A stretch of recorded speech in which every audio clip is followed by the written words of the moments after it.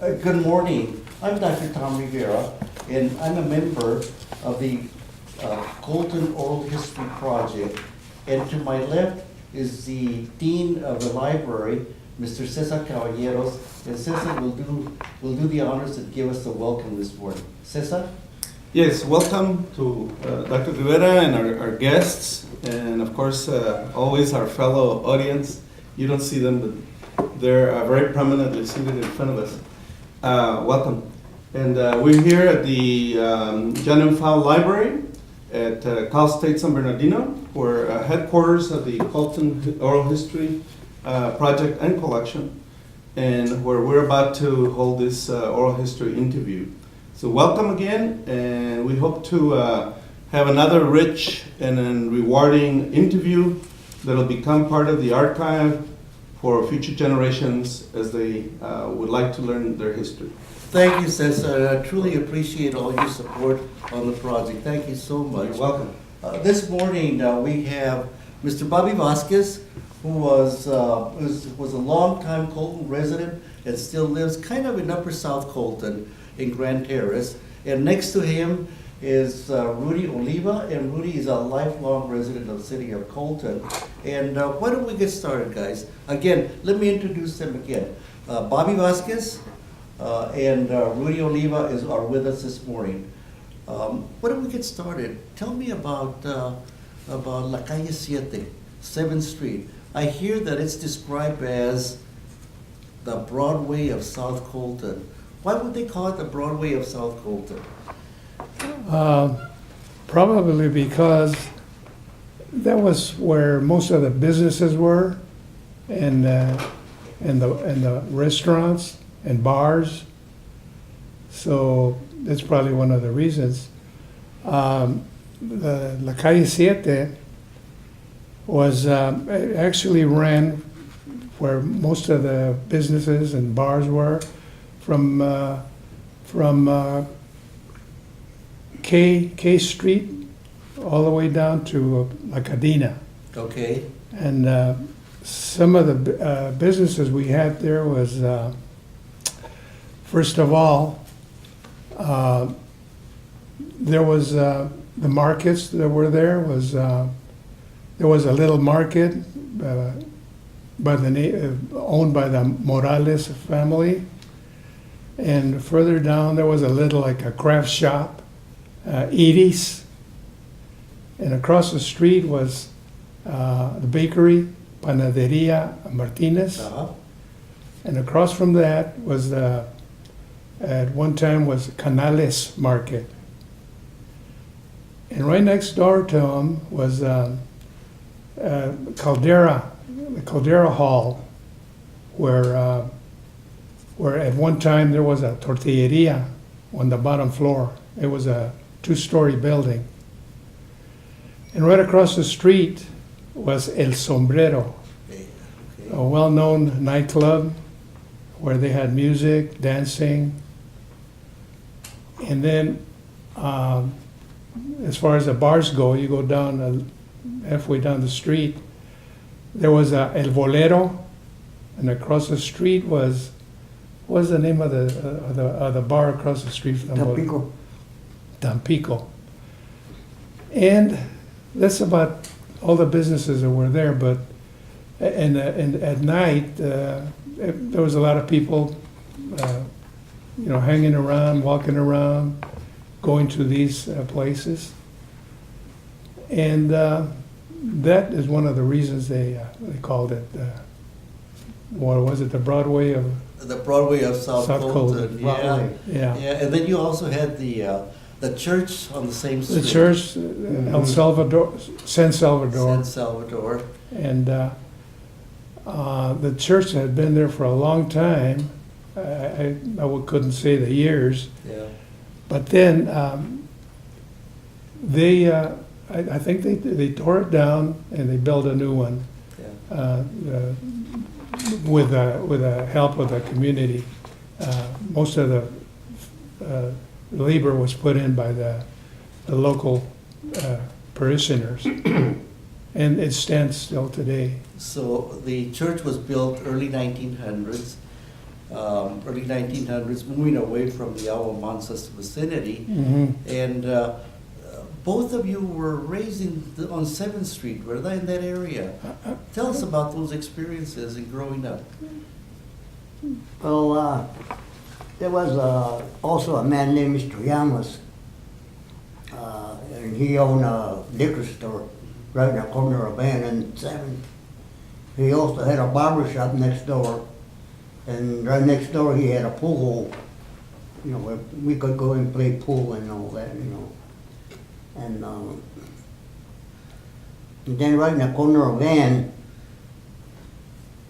and then 7th, across the street from the liquor store, there was a gas station Yeah, owned by a man called Chayito, who was the father of Perez,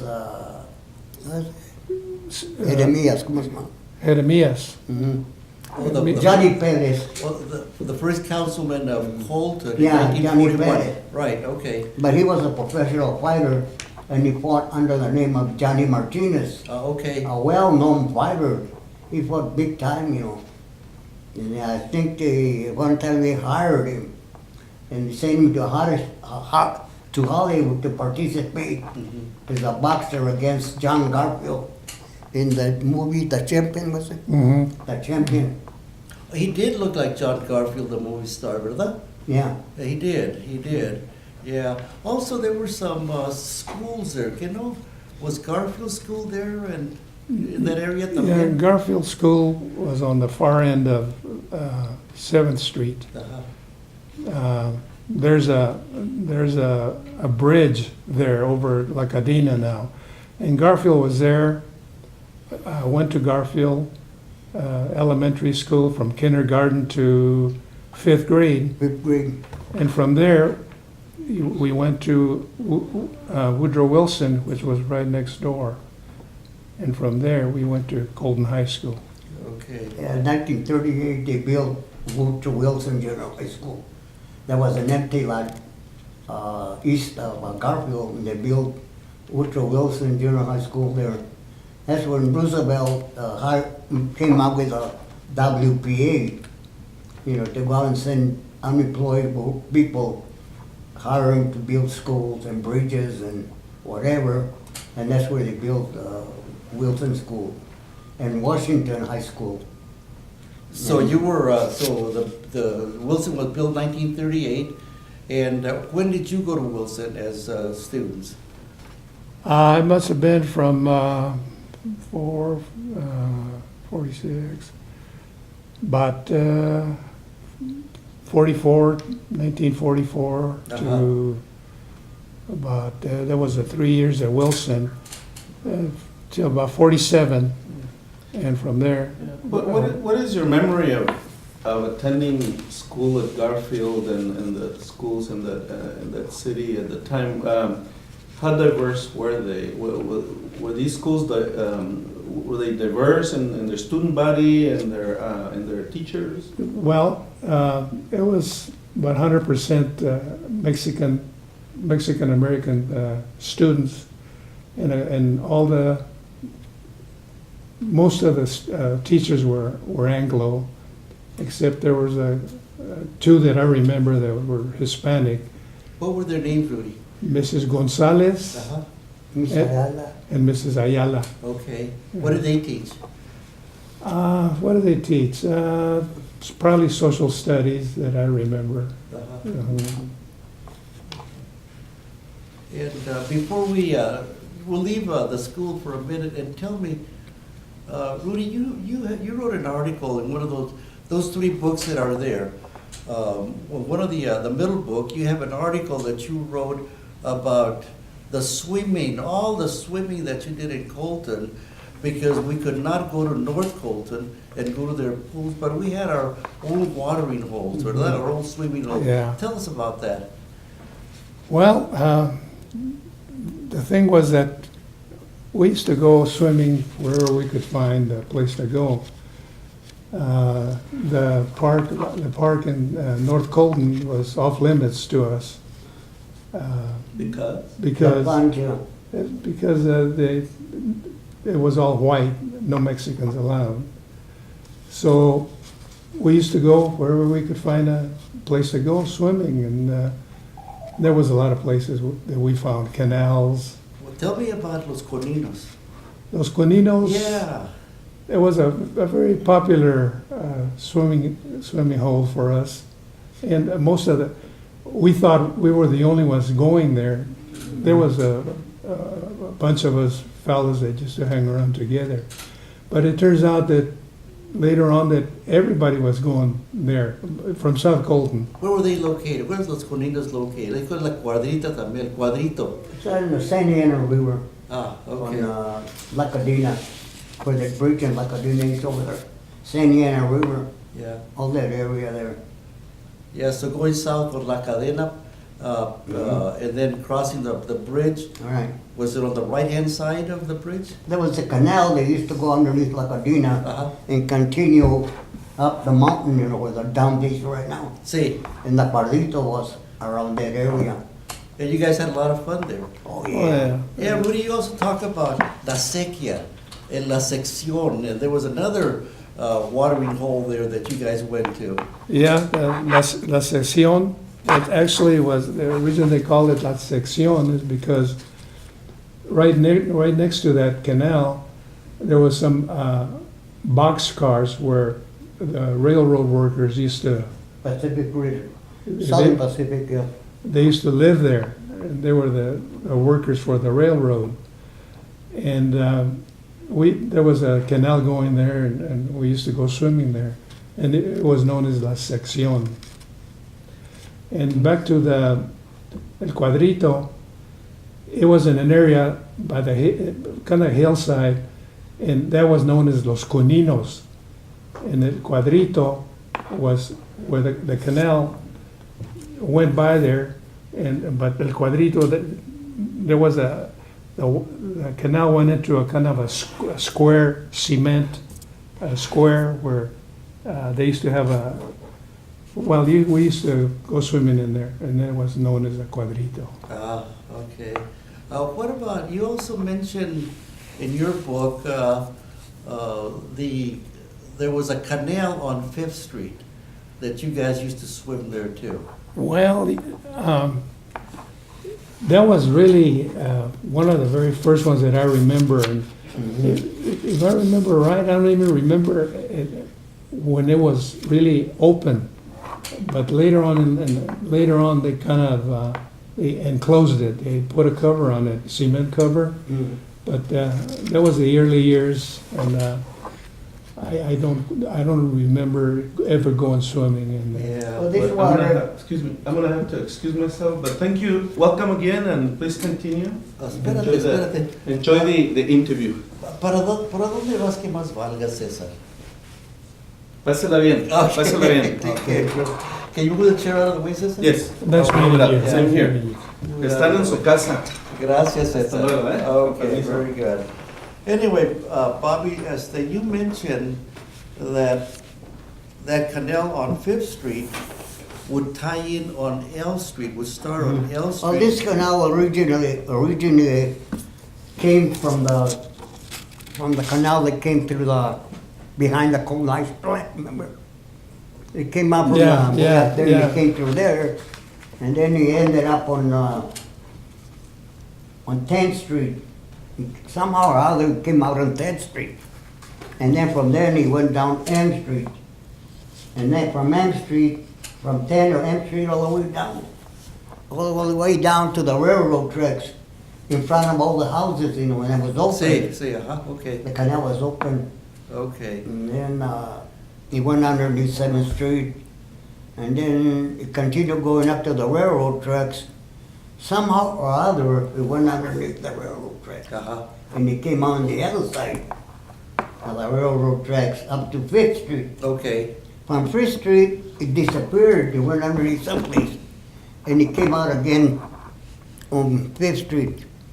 Remember? Yeah, okay. Came Yeah, out I again did. on 5th I Street, did. south of Nth Street. It came out again up there.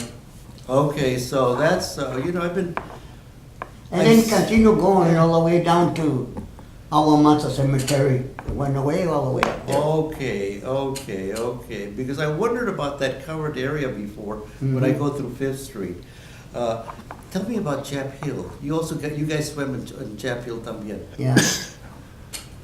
You can still see part of the river, of the canal there. If you're going up Grand Terrace up the hill, See, if you look to the left, you can see the canal there. and you used to swim there. We used to walk up there and swim too. Yeah, we did. Yeah, you describe your trip from your house on 7th Street through Colton, passing the park, and then going through, crossing the Santa Ana River. And Bobby talked about taking off his clothes and crossing the Santa Ana River, and then crossing the alfalfa fields, and then going up to swim at the Chap Hill Canal. Yeah. We used to swim naked sometimes in Santa Ana River. Take our clothes on and swim naked. Yeah. Back to, what about, when you guys were young, your books talk about your entertainment, the radio. What were some of the stations or stories or programs that you would tune in on the radio? Well, I remember one of them that was very popular was The Shadow. The Shadow The Knows. Shadow Knows. Oh, we used to listen to that. I don't remember if it was nightly or once a week. But anytime that it was on, we were there listening. So, but this one of them was. Ranger. The Lone Ranger? Yeah. Yeah. ¿Y cuál otra? Can you remember some of the others? Not quite. I can't remember any of them. Frank, do you remember any of those? Tampoco? Henry? Just the ones you've mentioned already. Yeah. What about, Bobby, in your book, you wrote about all the bands that we had in South Colton, all the music that you guys were exposed to, the swing years. You Oh, talked yeah. about the swing years.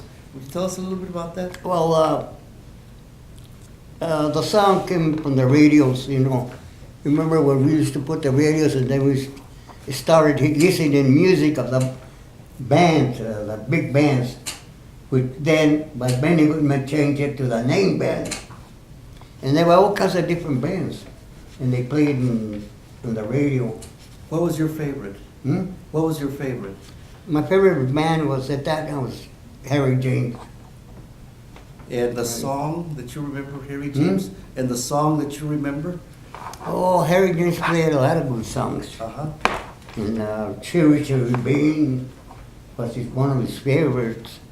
And then he had a couple of vocalists, Helen Forrest and Frank Sinatra and Dick Haynes, and they sang pretty songs with Frank Sinatra. Yeah. Helen Forrest sang I Cry For You, and Frank Sinatra sang All or Nothing at All. They became real popular with our James Band. And you also talk about, what was that dance on going towards it's the Inland Center now? The Valley Ballroom. The Valley Ballroom. You talk about the Valley Ballroom, and you talk about the auditorium in downtown San Bernardino. Tell me about Where the big bands used to come down. Yeah. Yeah. The municipal auditorium was a huge building with a big dance floor, and I had a balcony on top for people that didn't want to dance. They could just sit and listen. And the bands would be on top of about 4 feet above the floor. And then there was a big curtain that opened before they started playing. Just about all the bands came down and played there. Uh-huh. Tommy Dorsey, Harry James, and Lionel Hampton, was he ever around? no, he never did come down. He never was on. And well, tell me about the Kingsmen. The Kingsmen, who were the You're telling me. Kingsmen? It was just, there was about 4 or 5, 6 of us guys that used to hang around together, and Well, I think- the 4 or 5 guys were the guys that put the books together, ¿verdad? And who are they? Tell me who they are. Okay, there was, at that time, one of the guys, Gil Alvarez, I think it was his idea. We used to hang around together, went to high school together. And I think it was him that came up with the idea of forming like a club. And the name Kingsman came up, so we liked that. So, and then we had some jackets made with the name of Kingsman, and I don't recall, but did they let us wear them to high school, or did they? Yeah, the jackets had a crown in the back.